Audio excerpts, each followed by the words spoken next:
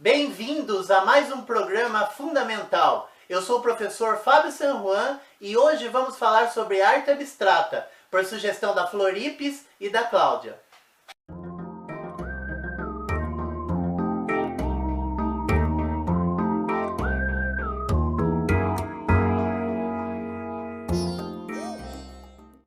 Por que você precisa conhecer a obra Amarelo, Vermelho, Azul, de Vasily Kandinsky?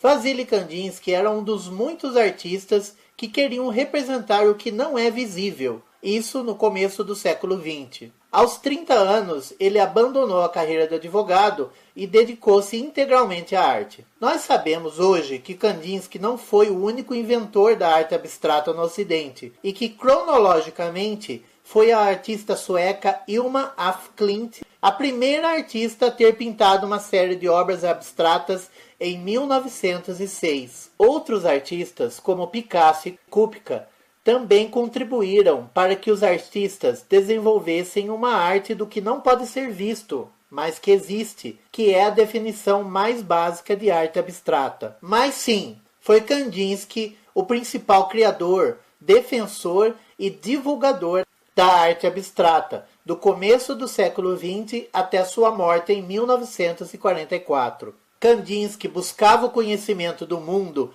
além das aparências através da espiritualidade.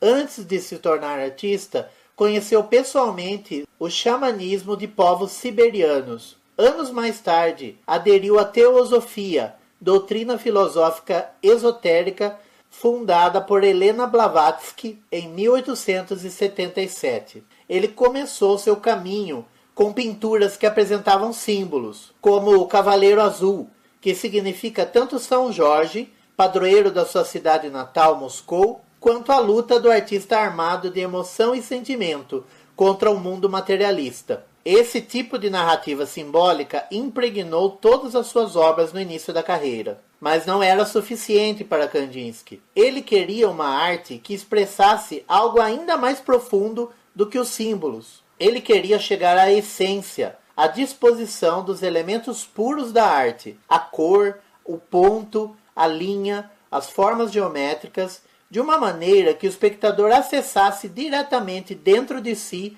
as sensações e sentimentos que o artista desejava comunicar. No seu livro Do Espiritual na Arte, publicado em 1912, ele comunica suas intenções em relação à arte que está desenvolvendo, imagens que expressam a atividade mental e espiritual. De uma forma bastante ligada ao idealismo de Platão, que acreditava que existe um mundo onde tudo é perfeito e que o nosso mundo visível é a sua imitação imperfeita, Kandinsky afirmava que, antes de tomar corpo e tornar-se acessível aos sentidos humanos, a obra já existe em abstrato. Para a necessária materialização, qualquer meio é bom, tanto a lógica como a intuição. Para chegar a esse objetivo, o pintor utilizou-se inicialmente da linguagem musical como referência. Ele começou a usar em suas pinturas os termos improvisação, composição,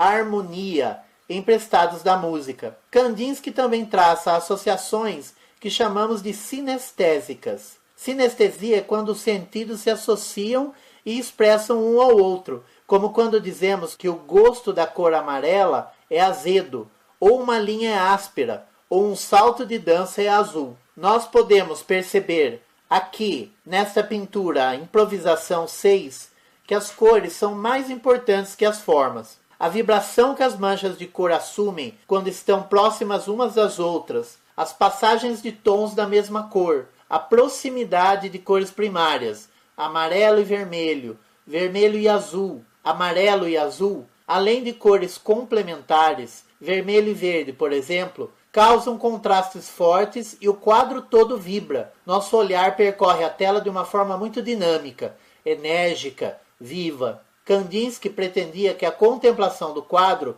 fosse similar à apreciação de uma música, que faz vibrar a alma humana. Esta é uma pintura de Kandinsky que representa seu caminho até a abstração não figurativa. Ele experimentou muito antes de renunciar às formas ligadas à natureza visível. Mesmo depois de apresentar o que teria sido a primeira obra inteiramente abstrata da arte ocidental, primeira aquarela abstrata em 1913, ele ainda produziu muitas obras com elementos figurativos, misturados com elementos formais puros, como esta, Moscou I, 1916. Ele tinha receio de abandonar completamente as formas do mundo visível e esvaziar de significado as obras chamadas de abstratas. Se a partir de hoje começássemos a romper o laço que nos une à natureza, a nos encaminharmos pela força para a libertação e a nos contentarmos unicamente com a combinação de cor pura e forma livre, criaríamos obras cujo aspecto seria igual ao da ornamentação geométrica, similar a uma gravata ou a um tapete. A beleza da cor e da forma não é meta suficiente para a arte. Quando nos deparamos com o amarelo, vermelho e azul em 1925, Kandinsky já saiu de sua fase abstracionista informal, ou seja, com formas dissolvidas, indefinidas, e entrou em sua fase abstracionista geométrica, que utiliza formas geométricas puras, reconhecíveis, e com contornos e áreas de cor mais definidos, como o quadrado e o retângulo,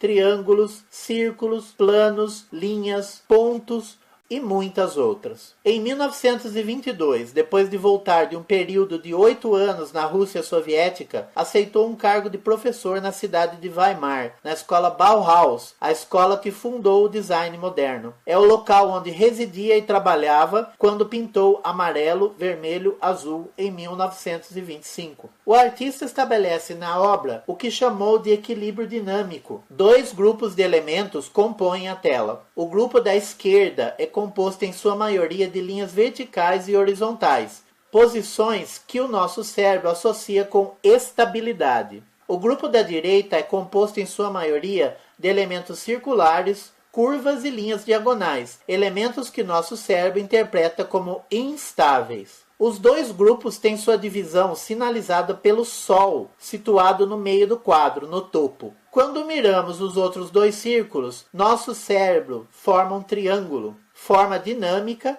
pois é composta de diagonais. O dinamismo do triângulo nos leva, a partir do vértice de baixo, à linha sinuosa marrom à direita, que em seguida nos leva ao círculo azul, ao círculo vermelho, a paleta vermelha em formato quase de cunha, que nos leva à lua rosa, contornada de preto, ao semicírculo traçado em preto, e em seguida a série de traços marrons e vermelhos, que nos levam finalmente à cunha vermelha que aponta para o centro do quadro. E assim indefinidamente. Seguimos pelo quadro como se estivéssemos numa estrada sinuosa, repleta de uma interessante paisagem, que fosse ao mesmo tempo a pista que percorremos. O pintor usa tanto massas de cores com contornos fechados, quanto áreas em que a cor é difusa, espalhada, aplicada em degradê. O fundo branco é uma tela em que as cores complementares são projetadas de acordo com a atenção que focamos numa determinada cor. Se contemplarmos por um bom tempo o círculo azul na parte superior da direita, a sua cor complementar, o laranja, irá aparecer no fundo branco nas proximidades. O mais interessante é que Kandinsky puxa o nosso olho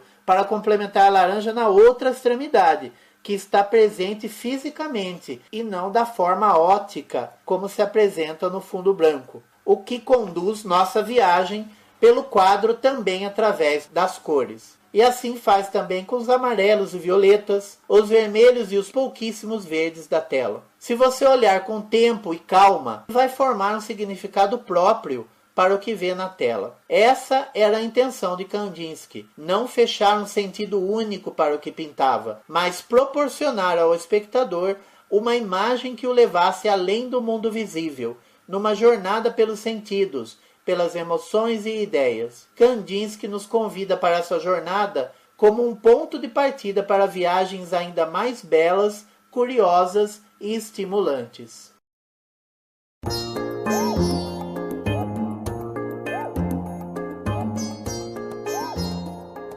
Muito obrigado a Cláudia e a Floripes que deram a sugestão para esse vídeo. E também agradeço muito as pessoas que curtiram, compartilharam e se inscreveram no canal. No próximo vídeo eu vou falar sobre a mulher mais bonita da história da arte. Fiquem ligados!